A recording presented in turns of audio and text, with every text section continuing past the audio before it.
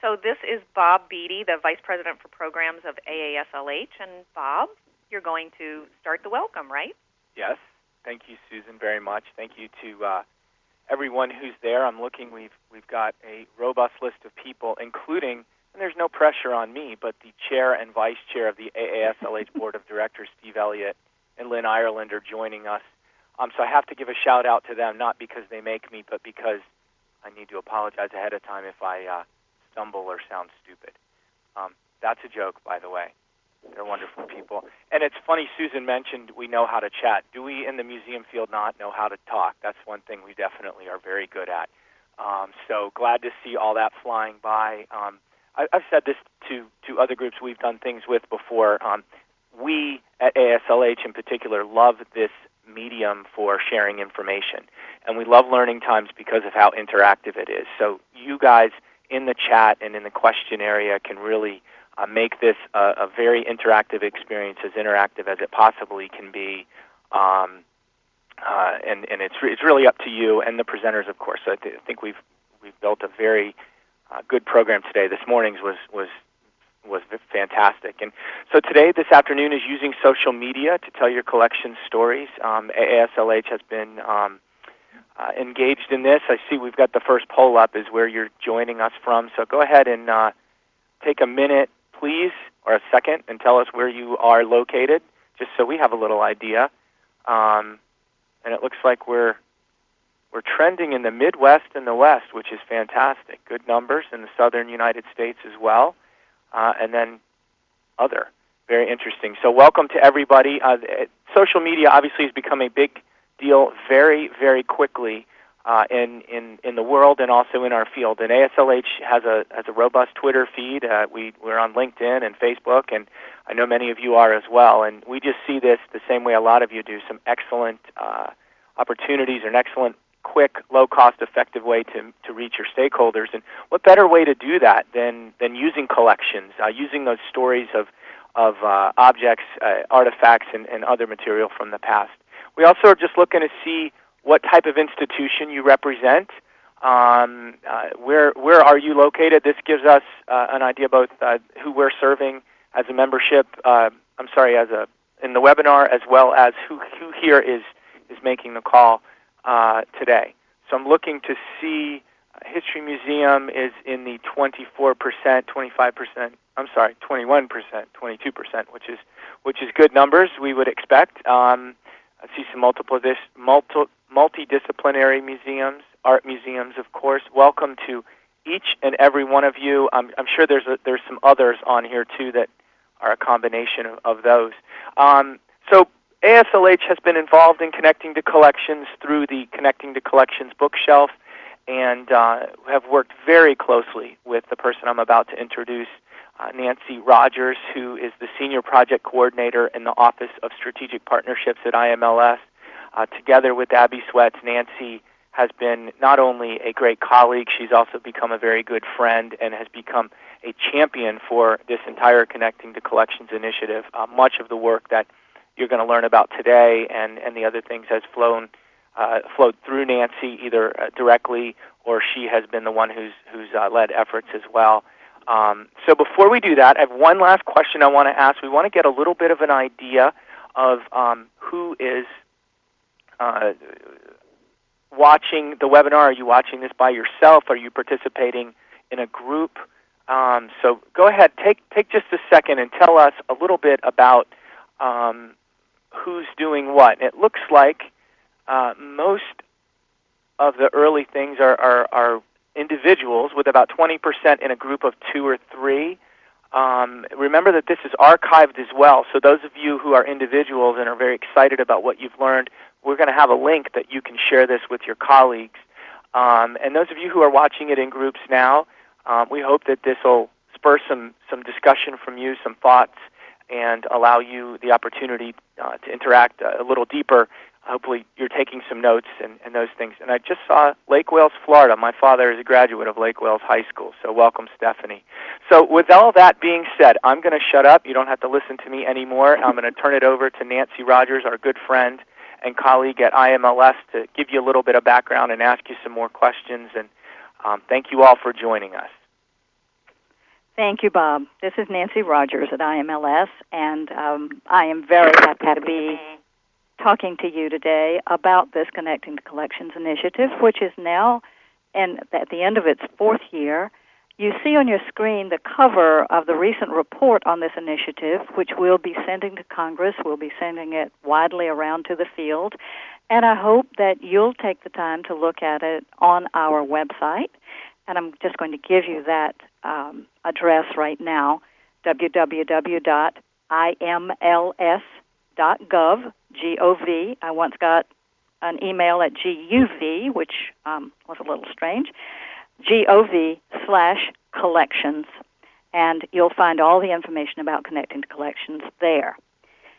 This initiative was begun 4 years ago because of a report that was issued in 2005 by Heritage Preservation and IMLS together called the Heritage Health Index Report. And that report showed just dismaying statistics about collections care in our institutions in this country. And IMLS determined to shine a bright spotlight on this problem, the problem of inadequate collections care, and we also wanted to give cultural heritage institutions the help they needed to address the problem. So right now, I'd like to find out how many of you have been engaged in Connecting to Collections. So we'll see a little poll, just answer yes, no, or not sure, because we kind of want to see how, well, one thing I'm happy to see is the new people joining this family. I mean, so far, 35% of you have not been engaged. Believe me, you're now part of a family that will just keep getting emails as the family keeps growing. So with that, are we almost through with this poll? I think I'm going to slide this over here and take the other one. All right. We're going to move now to IMLS, as you may know, is a government agency, that's the GOV, and it has three major goals for everything that it does. And all I'm going to say now is that this initiative, Connecting to Collections, meets all of the goals of the agency. And now we'd like to see how you've been involved in Connecting to Collections. Have you received a book? And you can click more than one of the answers here. So some of you may have gone to the National Summit and received a bookshelf, or you may have watched a webcast of one of the forums and be involved in your statewide planning grant. So I'll give you a minute to work on that. But I wanted to tell you that most of the components of Connecting to Collections have been completed. The summit, the forums, the bookshelves, the workshops, the statewide planning grants. We have 57 of them out there because they go to Commonwealths and territories as well. The bookshelf has been distributed to almost 3,000 institutions, and most of them have gone to museums, 69% to museums, and 51% have gone to history museums and historic sites. But there are some parts of Connecting to Collections that are still open.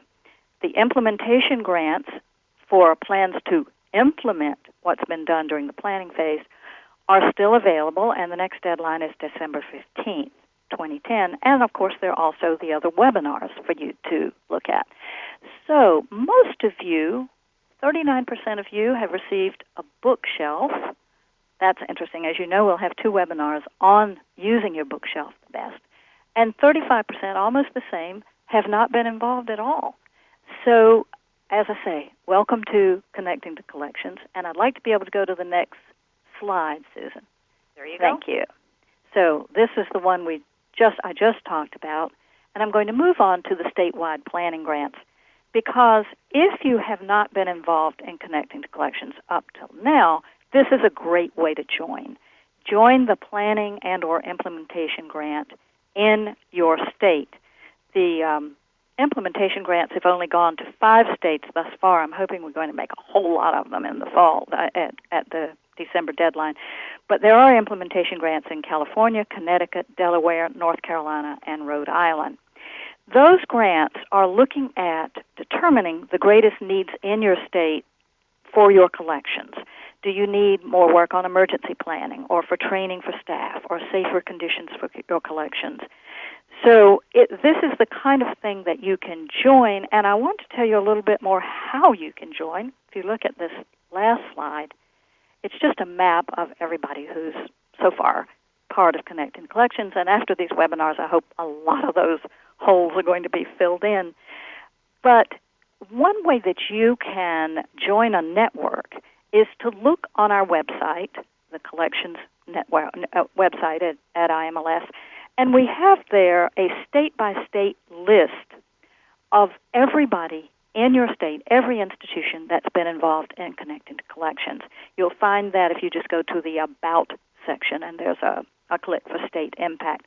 So this is something you really should do. It will be a way for you to know, to share on a bookshelf, to join in perhaps a survey or regional face-to-face meetings, but a really important aspect of Connecting to Collections.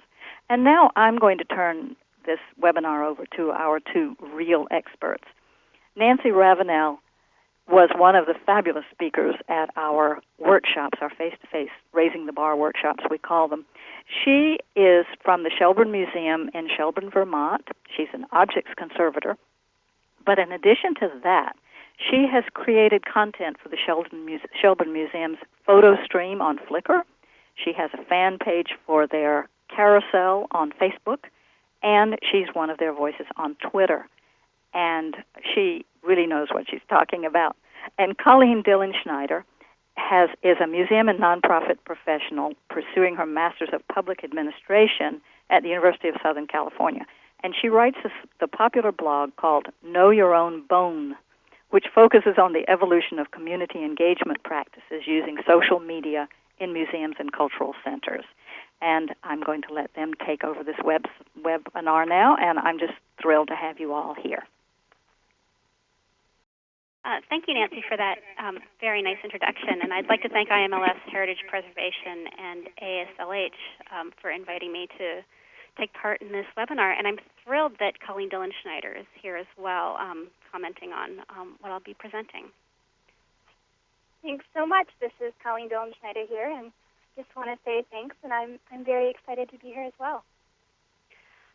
So to start out, I just wanted to give you a basic definition. Social media are platforms where people interact to share information and ideas. And I'm not using this image of a town potluck by accident. I tend to think of social media online interactions as something like a cocktail party or a town potluck. There'll be some people that you know and some people that you don't know. And in my mind, the best interactions happen when both parties are equal partners in that conversation. So I'll just preface it that way. I'm going to focus on how we might think about leveraging social media to raise awareness for our collections and the need to care for them. And I'll share what we're doing here at Shelburne Museum, as well as tell you about some projects that have inspired me. So I'm a newbie at this system here, so let's see. I'm not seeming to be able to drag my first poll up there. My first question is, who uses what social media are you personally using? And Nancy, this is one of those that they can choose more than one, so multiple answers. And when you're ready, you tell me, and I'll slide that aside and then go to your next question. Well, thanks. Yeah, why don't we put up the other one, which is what social media is being used by your institution? And if you are using other social media websites, for instance, Dig or Delicious or Stumble Upon or any other social media websites, feel free to go ahead and put that in the chat in the question and answer, because we want to make sure that we're counting those too. Thanks, Colleen.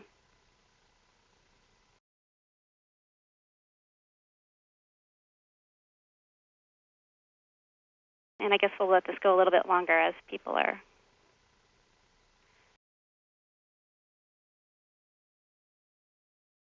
Well, no wonder the audience this morning was hungry for this information, because you have people on social media. That's great.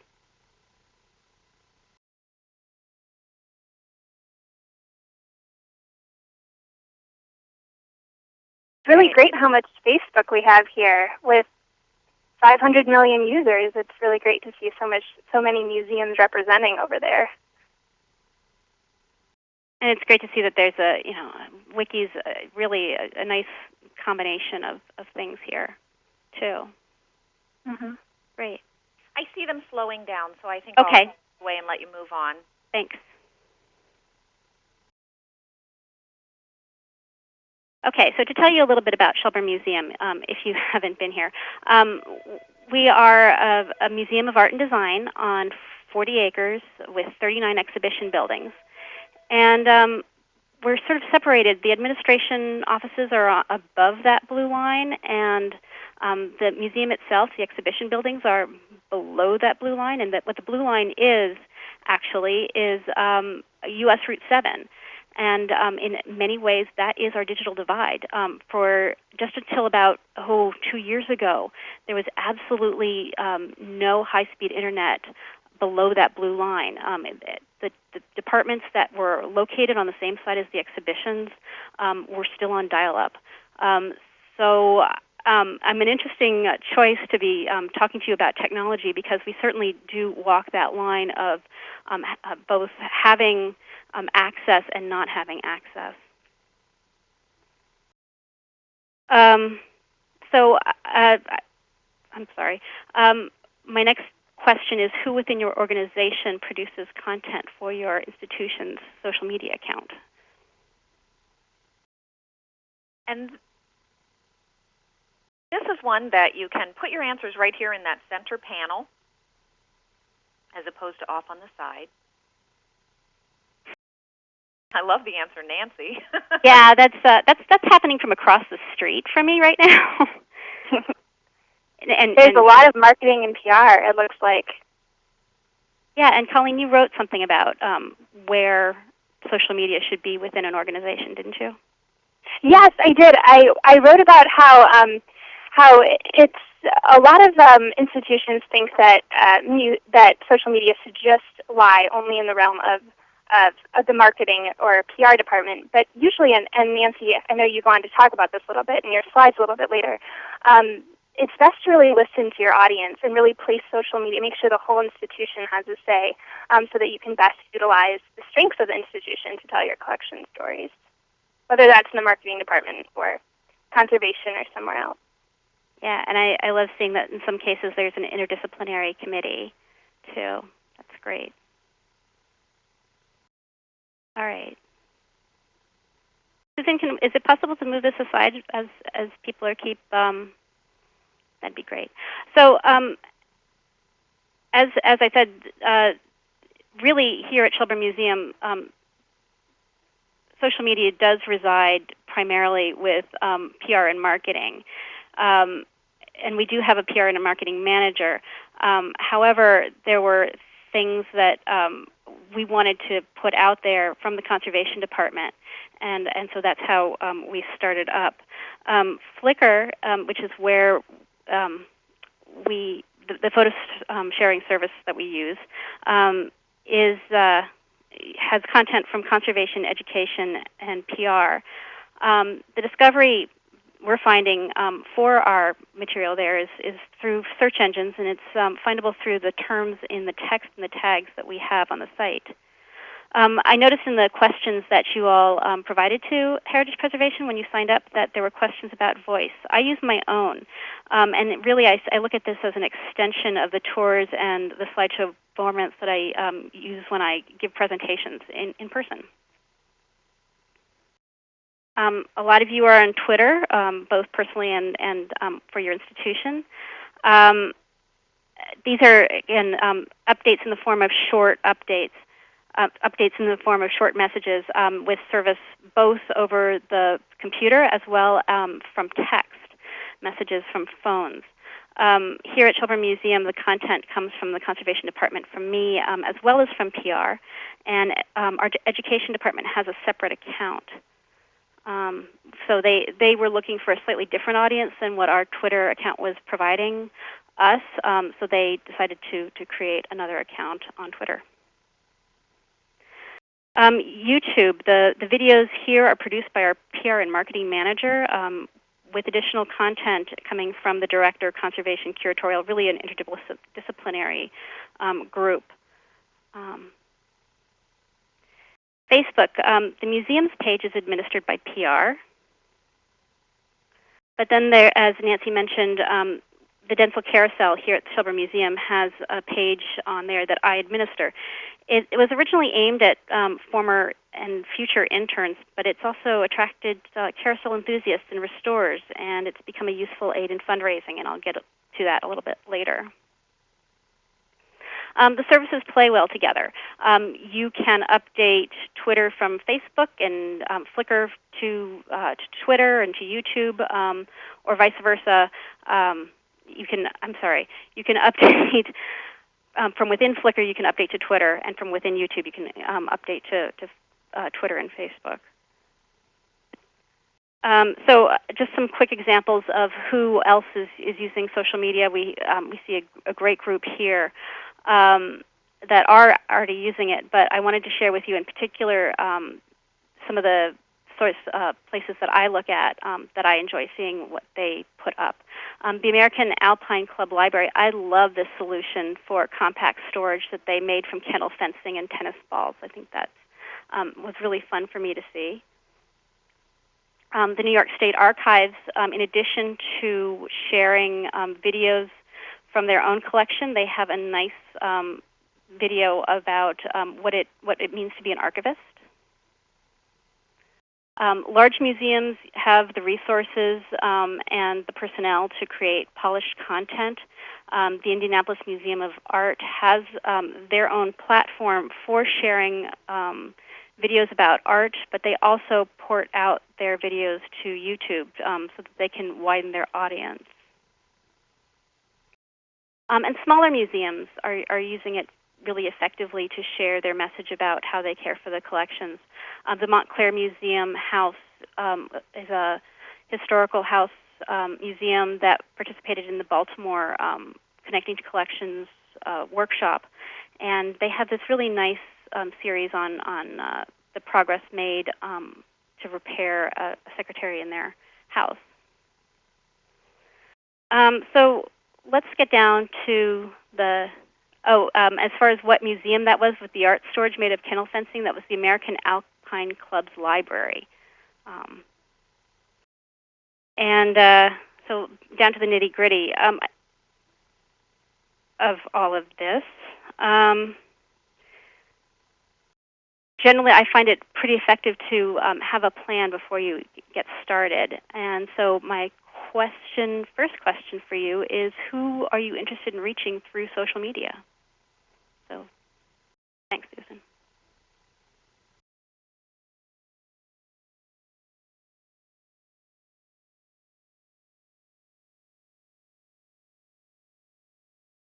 Some great answers there. And just so everybody who's here knows, a lot of really great questions are being asked in the question and answer portion. We are indeed pulling out some of those questions and putting them to the side. So please don't think that we're ignoring your questions. We'll definitely go back and address them at the end. So keep the questions coming as you see fit, and we'll do our best to address them at the end. Some nice, there's some general, and Johnny Depp, I like that. Yeah, good specifics as well as generalities. Okay, thanks, Susan. Let's see, can I manage this? There we go. So as you probably are aware, the Pew Center for the Study of the Internet and American Life has some great statistics on this, and as you all were expressing, it's generally thought that younger younger adults are heavy users of social media. However, you will find all segments of adults on using it, and I was pretty surprised with this Facebook page that I had aimed at recent graduate students or actively graduate students. That really the demographics for this Facebook page, which now has over 100 fans, skews pretty heavily to the over 40 crowd. The demographics, if you administer your Facebook page, you have a link to your demographics within Facebook. Another interesting study that the Pew Center did was looking at how people are getting online. And they're finding that increasingly people are using mobile devices to access the Internet. So out of curiosity, are you using a mobile device to access the Internet? Generally, I've got a poll. Thanks.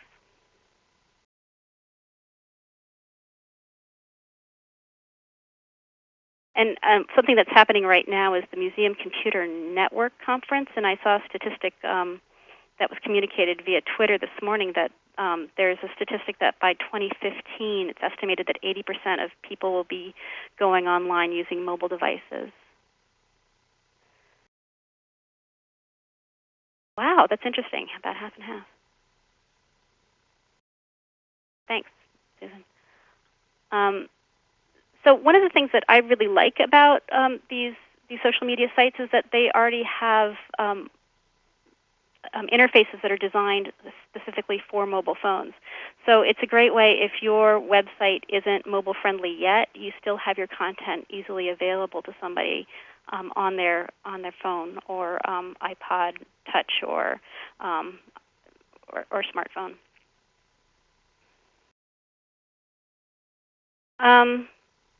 There's also geolocated social communities. So that means that people are communicating about places when they're actually there using their mobile devices. And so, again, out of curiosity, are visitors checking into your institution? Oh, Susan, I'm sorry. Let's see. I'm still not able to move the polls for some reason. I know, and I'm sorry. For some reason, my there we go. The poll's there, but oops, we're having like a sticky mouse problem here. Oh dear. Now. Thank you.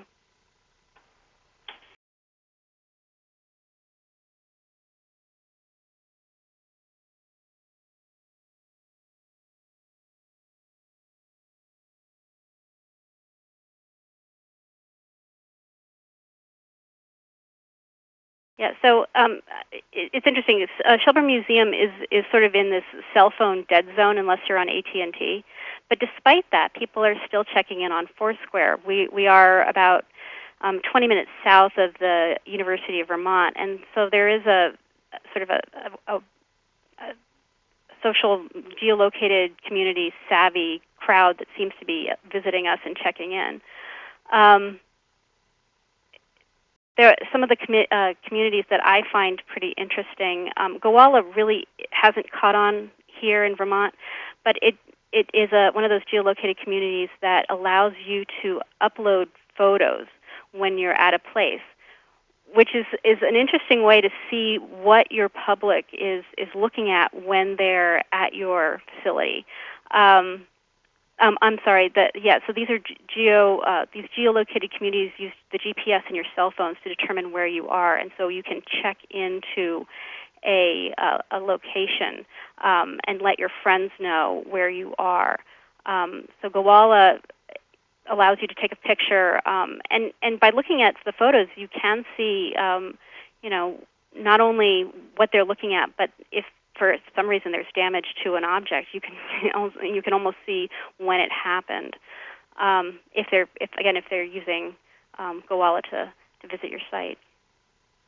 Foursquare is perhaps the most popular of these communities, and they allow their users to submit tips about places. And you'll see here that University of Southern California has provided tips about the different places on campus.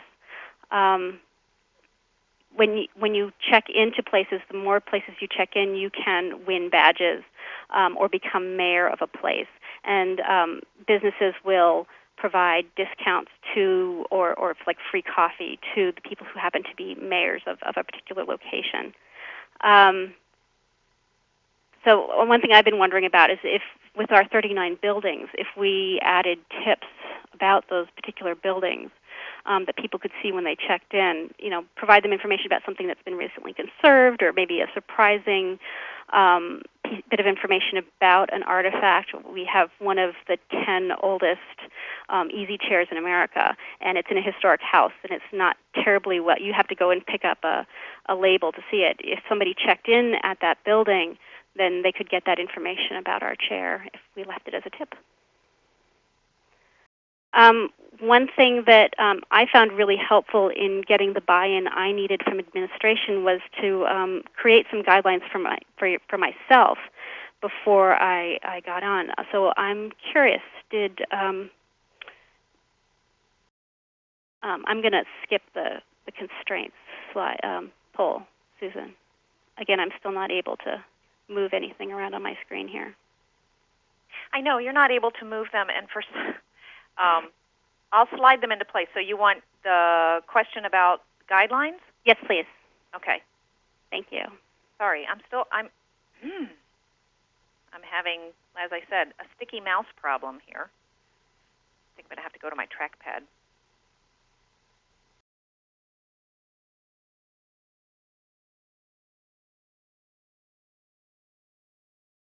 And I'm wondering if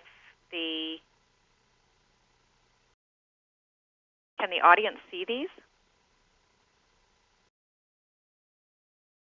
See the poll that's in the center there? I don't see it. Okay. Jonathan is going to grab it because something weird is happening on my end. Thank you, Jonathan.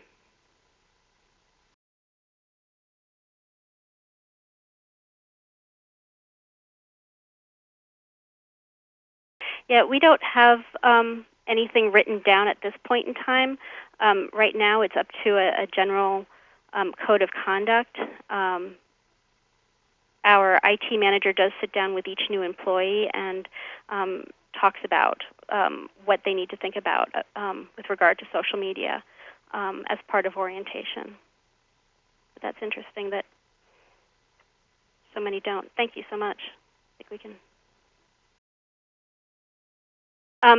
If that is something that you think your organization would benefit from, there institutions like the Indianapolis Museum of Art have put their social media participation guidelines online for others to see. Another thing that I find really useful is in terms of getting buy-in from my administration was to create a strategy to really articulate what the intended audience of my social media project would be, and how it would impact other departments, and what outcomes I hope to gain. My first social media project had to do with this Adopt a Carousel Animal initiative that we have with our dental carousel here at the museum. Patrons adopt animals. They provide a stipend for summer interns to come and work on these animals. They get to name the animal. The intern sends the donor updates while the animal's being cleaned.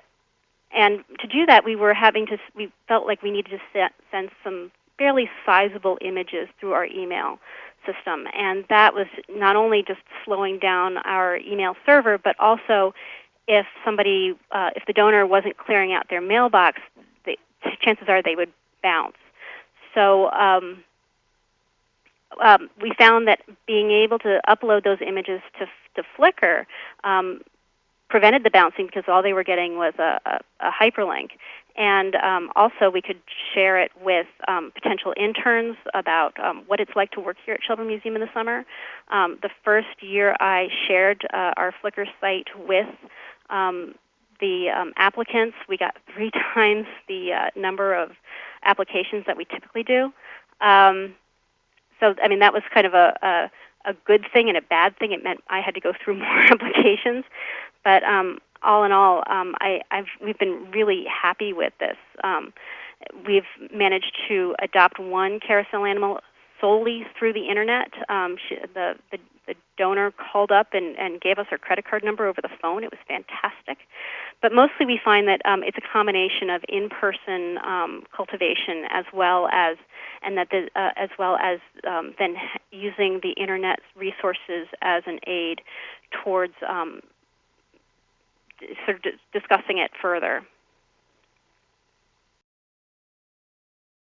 And also, I wanted to let people know that there are, through the Minnesota Historical Society, there are worksheets that will help you develop your strategies and your guidelines, and that's available through the Museums on the Web website. And I've given you a short URL right here. And it's also, I saw that Rose Daly, a former intern here, had provided the URL for a wiki that I've created with all the resources here, and you'll find that also listed on that site there too.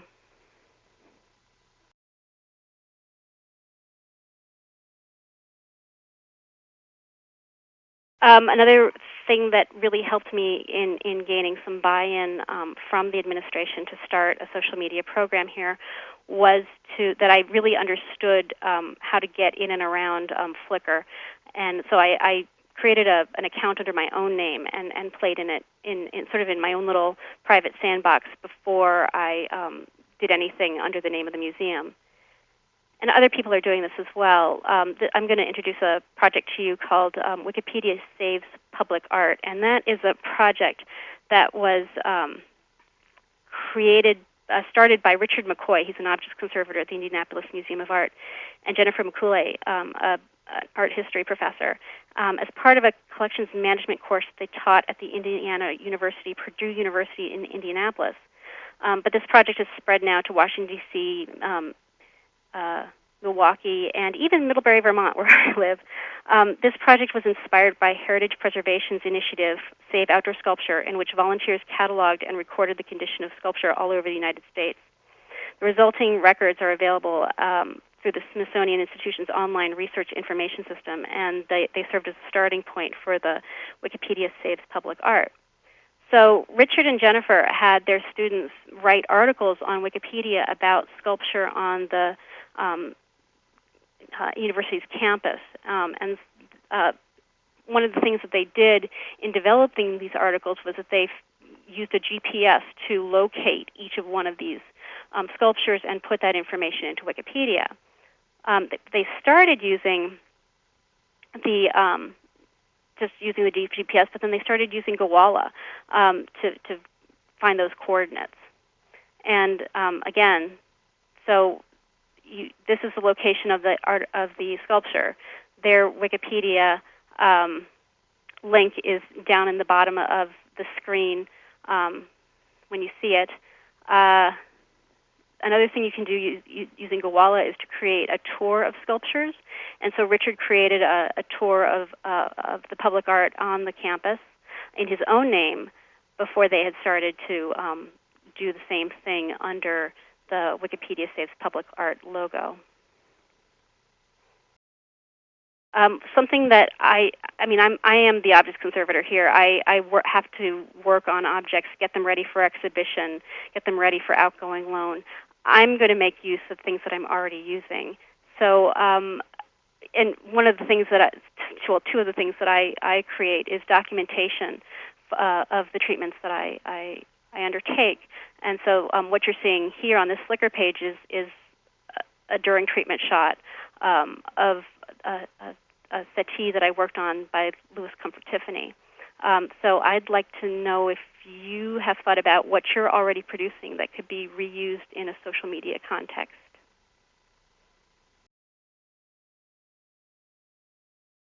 Or what are you already using in with your social media?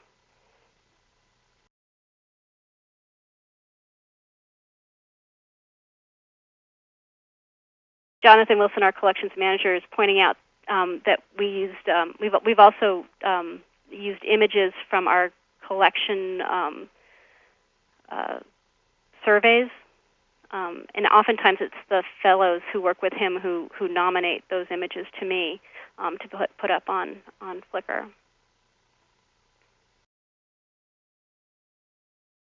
Great.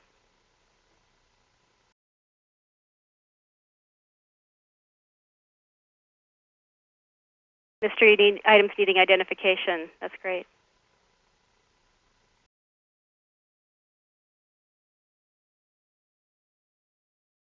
Press releases, publicity photos. Great. Thank you. Another thing that we've found works really well for us is to engage with simple, tech, and easy partners. For me, I really have basically video is not my medium at all. But with the flip camera, I don't know how many of you have one of these, but they are just really simple, like 2-button video cameras. They record in high definition, and they have very simple editing tools that it will port your video out directly to YouTube. And I find that to be really helpful. It is the camera that our PR manager used to do a proof of concept for our YouTube presence.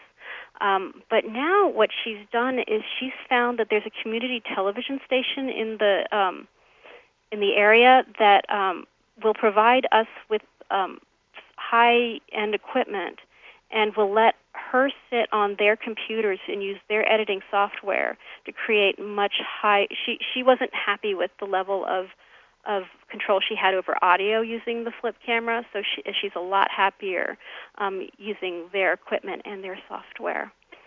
They do this free of charge to us. What they get out of it is that obviously they're looking for content, and so what they will do is they will rebroadcast our public programs. If we have a lecture, we'll record them. We'll record that, and then they'll broadcast that over their TV station. Another thing you could do is to keep an eye on what your colleagues are doing. Here's an example from our neck of the woods. The Echo Lake Aquarium and Science Center has a project called Voices of the Lake, and what they want to do is to crowdsource people's thoughts on why they should provide good stewardship for Lake Champlain. And they got their idea from the Mattress Factory, which is a museum of contemporary art in the Pittsburgh area. They have a kiosk or a setup and a program called I Confess. And the idea is that visitors come into this kiosk and talk about why they love the Mattress Factory and why it's important to them. So again, not a huge step from talking about why you love this museum to why you think you should save Lake Champlain for the future. And Mattress Factory got this idea from the Brooklyn Museum, who does so many wonderful things in the social media realm. They had used Mac computers with their webcams to upload videos using quick capture directly to YouTube for people to talk about their reactions to this exhibition, the Blacklist Project. Now, all of these museums, Echo, Mattress Factory, and Brooklyn, they all talked about the pros and cons and the problems and what they really liked about this on their blogs. So they're sort of troubleshooting as they go and helping each other. So this brings me to assessing your successes and failures. That's, I think, also a really important part of what you're doing. Why continue to do it if it's not getting the results that you want? What Echo found was that most of their visitors to their museum were families, and so they got a lot of little videos about, we want to keep Lake Champlain clean for Champ the lake monster, which is really lovely. But again, it wasn't what they wanted. And the other thing they did was they went out to libraries, hoping to collect stories there, going to the communities to collect stories, and they found that people didn't want to talk to computers. They were really happy to talk to the flip cameras, but not to the computers themselves, not with that YouTube quick capture. So they've created, using a software called Omeka, which is an open source software that's created for museums to create their own online exhibitions. They're letting people upload their images, their audio, their video, stories, links about why they want to, why we should save Lake Champlain. So again, they looked at what they were doing and retooled as to fit their needs better. They're also taking some of those videos and porting them out to YouTube, just so that they have a bigger spread of information. I tend to use reactions that I'm getting on Twitter as a sort of a marker as to how I'm doing. And I saw that Daria is here from the Tenement Museum. I don't know if she actually responded, if this is her responding or not. We've never met. Hi, Daria. Nice to see you. And so she was very kind in promoting our SETI project to the folks that follow Tenement Museum. And as you saw, I also look at the analytics that come through the various social media components. And then, so oftentimes you'll hear people asking, what's the return on investment on all this? Yes, it does take time. And again, I don't tend to look at what we're making in terms of donations or anything else, or even how many. It's hard to know how many people are coming based on what they're reading through Facebook or Twitter or what they're seeing on Flickr. But I do look at this as an important tool for outreach and education. There are amazing success stories, and I think one of the most amazing to me is this at Bletchley Park. And if you're not familiar with Bletchley Park, it was the school for code breaking in Great Britain during World War II, and it's where the Enigma was constructed. They have acres of land and multiple structures. They're predominantly run by volunteers. They're funded solely by gate and rentals, and they had very serious structural issues with their buildings. Dr. Susan Black was, or is, a scientist who was familiar with the institution and was really sort of taken aback by the conditions that she was seeing there. So she offered her assistance to the staff. And she began blogging and using her account on Twitter to talk about Bletchley Park and began a campaign to raise awareness. The site, in turn, Bletchley Park, hosted events where visitors offered to blog or tweet about their visit could visit for free. And they also invited visitors to upload their pictures to a group on Flickr. She also, Dr. Black also took the initiative. She happened to be on Flickr at a time when the British comedian Stephen Fry happened to mention that he was stuck in an elevator, and she managed to get his attention, and then he started talking about Bletchley Park and advocating for it, using his audience to help them out. As I understand it, he has also created he did a comedy show in support of them. Now, as Dr. Black said in her presentation to Museums in the Web last year, essentially it was geeks talking to geeks about something that appeals to geeks in a geek format. It was kind of the perfect storm there. So again, your mileage may vary with this. Again, what she was doing was educating and creating new advocates for the institution. Here we've seen sort of a modest version of that. There is a Shelburne, Vermont group for the town, and they invited an image of one of our summer work project interns cleaning a carousel rounding board to their group. So we put the image up, they invited it in, we put it in their group, and now Collections Care is a community activity.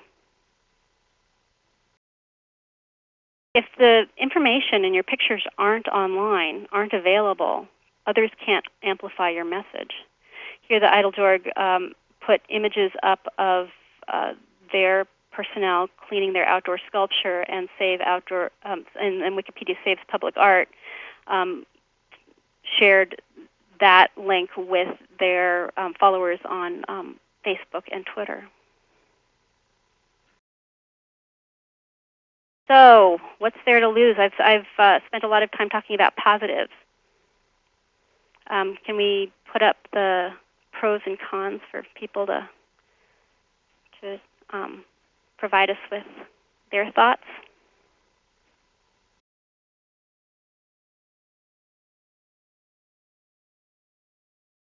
And I know I gave you less space for cons, but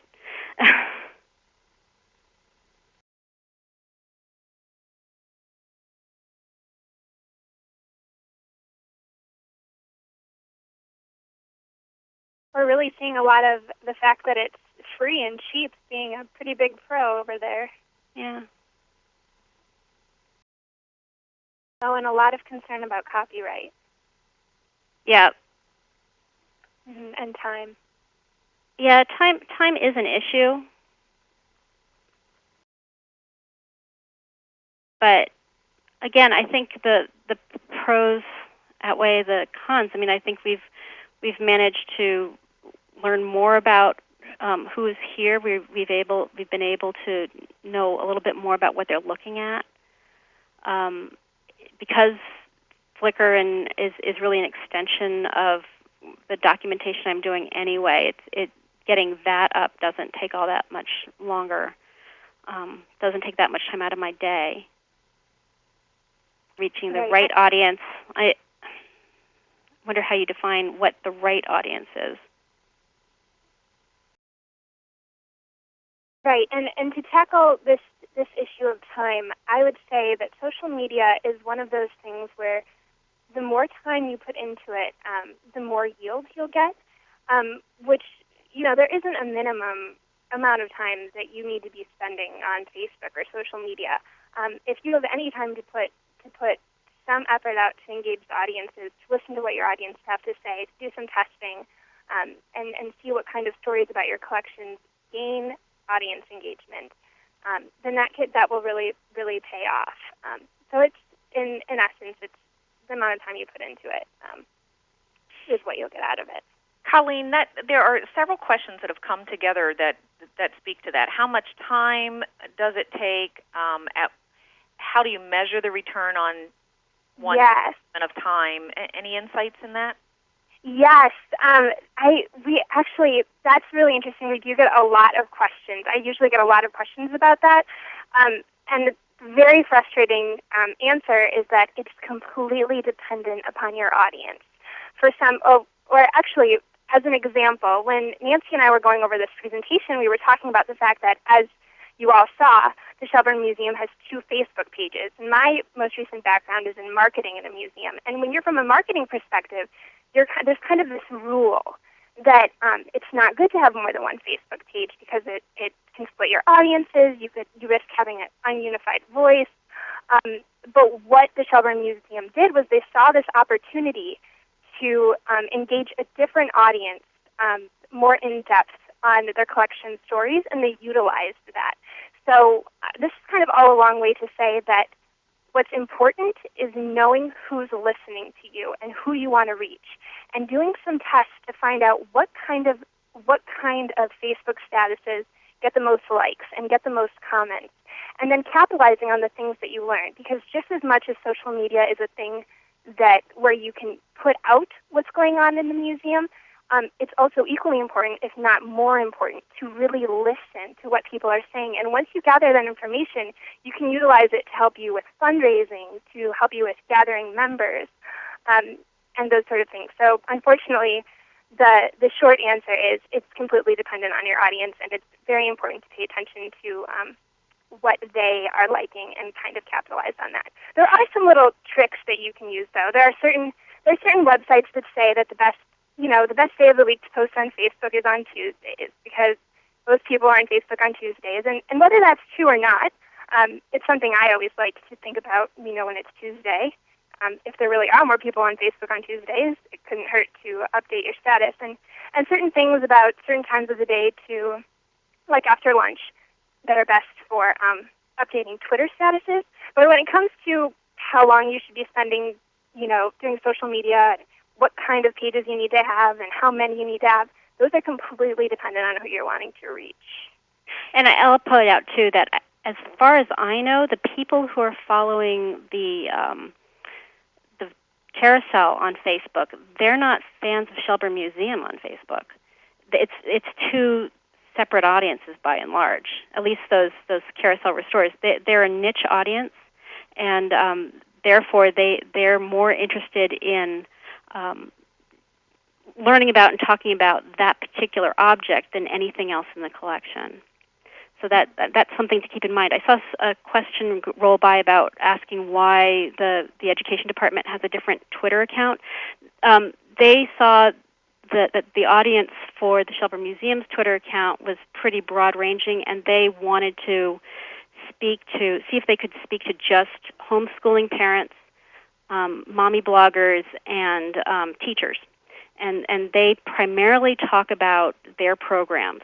They don't look at the museum as a whole, whereas the Twitter account for the museum as a whole talks about the museum as a whole. And in fact, I will often retweet what they've repeat what they've said on Twitter, if that makes any sense. Can I ask a detailed question? Colleen's statement kind of reminded me too. There was a question about what's the difference between a Facebook business page, a group. It sounds like there are a lot of different ways to get at it. Are there recommendations? That's a good question.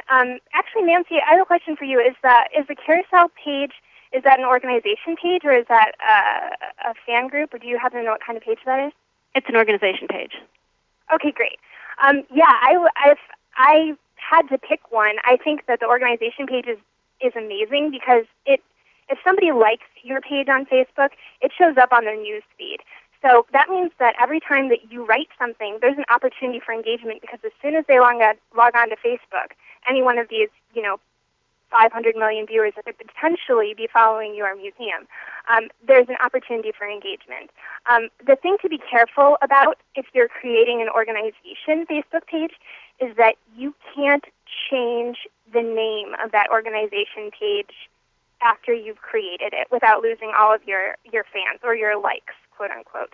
So for instance, if you were to start, let's say, Nancy had started, she started a Facebook page for the carousel, but as they were going to the carousel, through the carousel conservation, they realized that the crowd was actually interested in something else.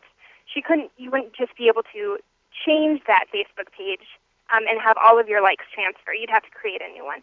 So that would just be my little word of wisdom as far as that goes. But I'm a fan of the organization pages. Okay. Can I keep fielding you questions? Please do. Yes, please. Okay.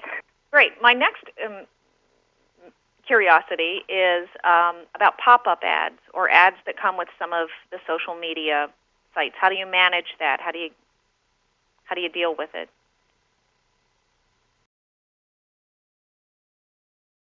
We're not using. Yeah, actually, I think it's just something that comes along with it. I'm not sure there's a whole lot you can do to manage it. That is one of the perhaps negatives, if you will, about the social media sites. So get used to it. Yeah, I think most people tend to just. When I'm looking at it, I just kind of filter that stuff out. I don't see it anymore. Okay. And the follow-up question then from Sally is, what's the cost of having a free service? And there are going to be some of those costs that you need to deal with. There was a question, I'm scrolling back, about whether this makes you vulnerable at all to security issues. Yes, that's a good question. Go ahead, Nancy. I'm sorry. That is something that our IT manager watches pretty carefully. Yeah, I mean there is always the possibility that when you're monitoring your feed, looking at what people are saying out there, that you could click on the wrong link and infect your computer. We just have really we tend to be vigilant about our security on our computers, on our individual computers, as much as possible. And then unless I really know what the link is, I don't click on it. Some of the some of the sites on Twitter, anyway, like Hootsuite, for instance, has a preview that you can just kind of mouse over the link, and then you can get a sense of where it's actually pointing you to. I mean, that is a problem with short URLs, is that you don't necessarily know where they're going to take you to. Mm-hmm. On the copyright issue, because my museum that I work for primarily has things in the collection that are out of copyright, essentially I just make a point of not taking pictures of anything that is where somebody else holds the copyright to it. For instance, we do have some paintings that were painted in the 50s, and we're also showing contemporary art.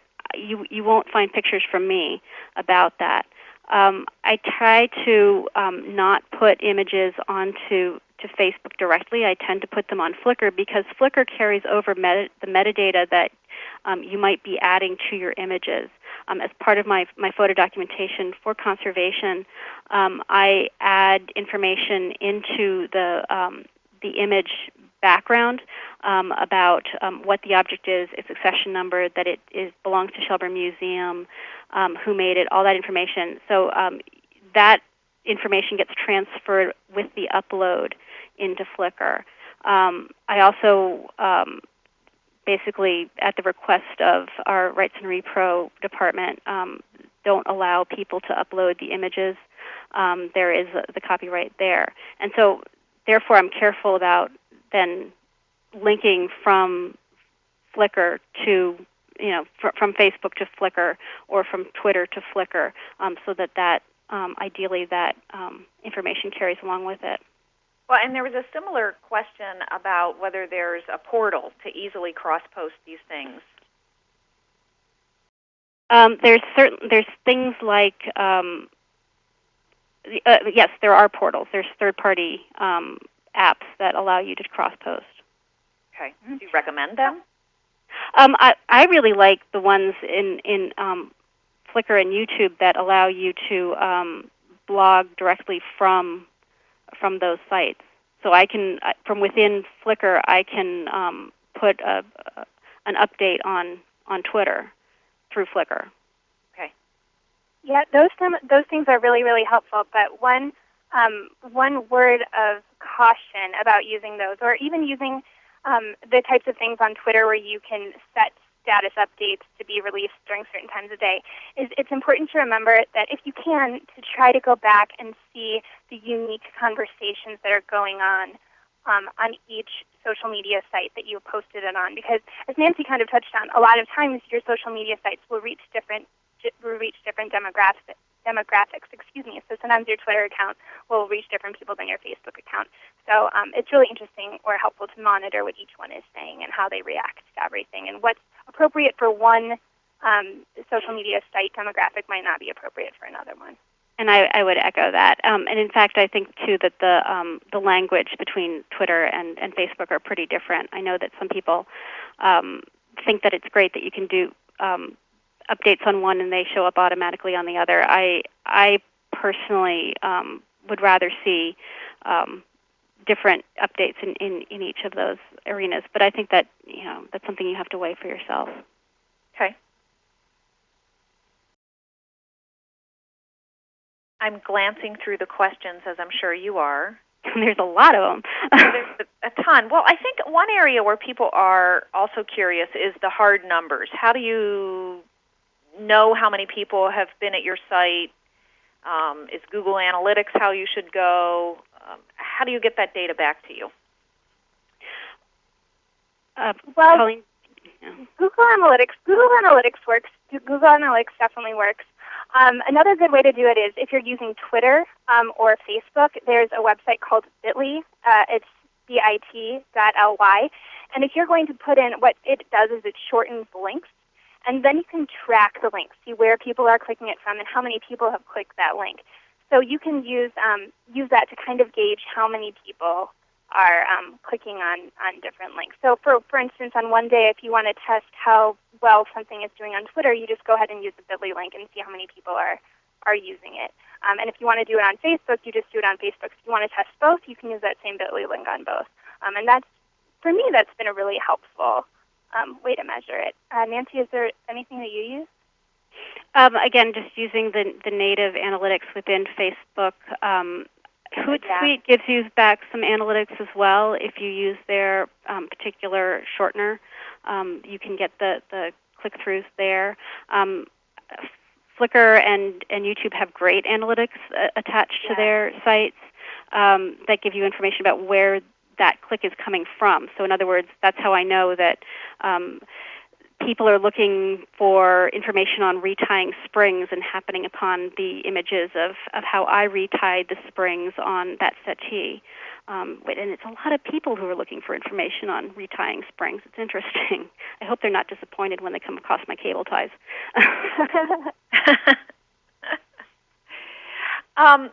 Toward the end, Nancy, you had referenced a photo of one of your summer interns working on the Swan board, and that certainly connects your community back to helping join the conversation about the care of collections. Can you talk a little bit about other opportunities that people might think about doing that? Are there ways that beyond the group thing? Yeah. Well, maybe I the think importance of doing that, the outcomes. I think you can do that just about on any outlet. I mean, you can. We certainly have seen that on Facebook when we've reposted images from Flickr on there about me working on crazy quilts or something else like that. People have responded very positively. Again, with Twitter, images. We link images onto Twitter, and people ask questions about the objects as well as what I'm doing and why I'm doing it. How much do you think about developing mobile content as your It's something that we're thinking about, although we're not exactly going at light speed. I think we're thinking a lot about how our visitors are, how they visit the place, what kind of interactions they're looking for. I know that when I'm on the grounds and sort of looking around, I kind of take a sort of a mental image of how many people are looking at their mobile phones. I look at the Twitter updates to see, do a search for Shelburne Museum and see who's checked in on Foursquare here, or if they're mentioning they've been here. That gives me a sense of whether or not they're doing it right here and now, or if they talk about it later. I think all of that will help inform us as to whether we'll create any kind of mobile site or input or sort of communication for people when they're here on the grounds. Colleen, you have a sense of that? You want to comment on mobile? I think that like social media, mobile is going to be a thing that is going to we're suddenly going to find ourselves surrounded with it. And so I think that it's good to be thinking about it right now. I think that right now we're still at a point where it's okay that not everybody is has a mobile application. But I think that as Nancy mentioned, the statistic that by 2015, 80% of people will be accessing the web via mobile devices is definitely something that it's important for us to plan for in the future. Okay. I like this question from Liz in Fulton, Missouri. What if your museum's projects are not as sexy as working with carousel animals? Then what do you do? Well, again, we've featured our collections survey of our costume collection, where we were looking at, we spent an entire day looking at white baby dresses. And then we just focused on sort of one really beautiful example. Again, I asked the fellows to choose things that they were surprised at or thought other people would like, and we featured those. And some of them were sexy, and some of them were not so sexy. Some of them were just surprising. Why would Shelburne Museum have a Chinese dragon gown in the collection? We posted that. We posted that using Ann Edgar's idea of having a news tag. We posted that for Chinese New Year. And then several weeks later, there was again a niche interest. Somebody who is studying dragon robes put up a picture, retweeted our picture, and then also had found a blog post from a university that had a virtually identical piece. So again, this is, the crowd's helping us out learn about our own collections. Marvelous. This afternoon, as the audience has been posting, I've been moderating their comments, and none of them have been unseemly. But someone asks, what do you do with, if an unsavory element enters your social media site? Do you moderate? How do you handle that potential? I think one of the cool things about social media, especially with one of the values of the younger generation that's getting on social media right now, is the value of transparency. On museums, there could be some benefit to letting not just positive comments come through, letting some negative comebacks come through as well. Excuse me. But at the same time, on things like Facebook, you do have, or if your museum has a blog, you do have the ability to take out any biting comments that you feel might really jeopardize the museum's voice, or might be a comment that you want to be associated with on Google. Then you definitely still have that ability. But that having been said, this idea of transparency is extremely important in using social media. So breaking down the tone a little bit and making the museum accessible, having an accessible tone, is very important. And being able to, again, answering the question if it's raised in a way that's not inflammatory, really just sort of taking it step by step. I had a situation where we had posted a video of the carousel organ working, and somebody just kept coming back and suggesting it wasn't our organ. Just kept, again, it's the organ from this place, it's the organ from that place. And finally, other people started chiming in. I didn't have to moderate him. People started telling him, look, dude, it's the one from Shelburne Museum. Okay. Well, I think we're beginning to wind down. My head's just so full of ideas right now. Are there last comments that either of you would like to make? I have one, if I may. When I was reading through the question and answer, I saw there was one interesting question from Whitney Reep. I'm sorry, I'm sure I'm butchering your name, from Salem. And she asked, does anybody cross-reference Facebook fans with membership bases? And I just thought that was a really insightful question, because to a museum visitor, the institution is all one entity. So it's all one experience. So if they come in to buy a museum membership and they've been engaging with your collections on Facebook, it doesn't really occur to them that the person that they're signing up for, the person in membership who they're signing up for, is different than the person that they've been connecting to on Facebook.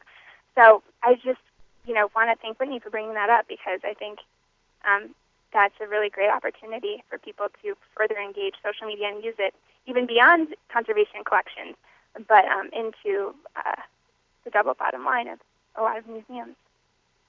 Super. You might have noticed that I posted the link that the archives from the previous session are already available, and this one will be up very shortly. And there's a discussion area tied to each of these webinars that we can continue the conversation there too. So if there's somebody who had to leave a little early, or someone that you want to connect to this, that would be a way to do so. I want to thank both Nancy and Colleen for rounding out what has been an incredibly full day of super ideas. Now the thanks are all going to come in, and I'm going to click, click, click, and make these public as I moderate. I also want the audience to be sure to hit the evaluation button, and I will find the short URL for that. It often opens behind the scenes in another browser window, so we'll get that posted also. And thank you, Susan, so much for all your help on all of this. Yes, thank you, Susan. Yep, and thank you also to Bob and Elsa and Kristen and Nancy and everyone who's really helped us out in making this, helping us be here today. That's great, and it's a good time to, again, remember our sponsors, AFLH, Heritage Preservation, and IMLS. Thank you for sponsoring this. There are more webinars to come, one next week on the bookshelf series, and then we run through December. So if you want to, again, check out this site if you haven't registered for all of them.